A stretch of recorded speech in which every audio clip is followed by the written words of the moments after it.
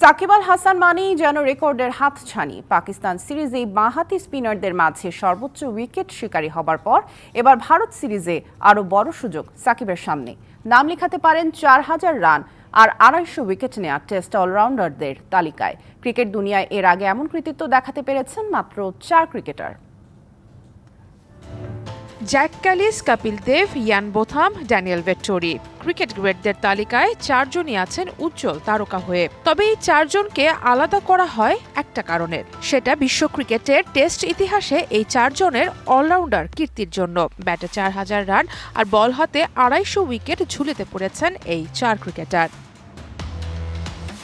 এবার সর্বকালের এই ৪ গ্রেটের সাথে নিজের নাম জুড়ে দেওয়ার সুযোগ একজন বাংলাদেশি ক্রিকেটারের, তিনি সাকিব আল হাসান। অলরাউন্ডারদের এলিট ক্লাবে ঢুকতে সাকিবের দরকার আর মাত্র ৮ উইকেট। ওয়ালটন টেলিভিশন মাত্র ২৫,৪৯০ টাকায় পাচ্ছেন গুগল টিভি।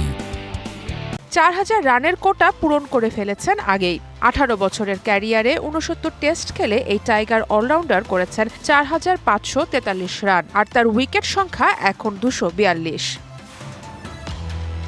টেস্ট অলরাউন্ডার গ্রেটদের এই তালিকায় সবার ওপরে আছেন সাউথ আফ্রিকার জ্যাক ক্যালিস। ১৬৬ ম্যাচ খেলা ক্যালিসের রান ১৩,২৮৯ আর উইকেট সংখ্যা ২৯২। এরপর ভারতের কপিল দেব ১৩১ টেস্টে ৫,২৪৮ রান করে নিয়েছেন ৪৩৪ উইকেট। তালিকার ৩-এ ইংল্যান্ডের ইয়ান বোথাম খেলেছেন ১০২ টেস্ট, ব্যাট হাতে করেছেন ৪,৫৩১ রান আর শিকার করেছেন ৩৮৩ উইকেট। এরপরে কিউবি অলরাউন্ডার ড্যানিয়েল ভেট্টোরি ১১৩ টেস্ট খেলা ভেট্টোরির রান ৪,৫৩১, উইকেট নিয়েছেন ৩৬২। এবার অনন্য এই রেকর্ড হাতছানি দিচ্ছে বাংলাদেশের সেরা অলরাউন্ডার সাকিবকেও।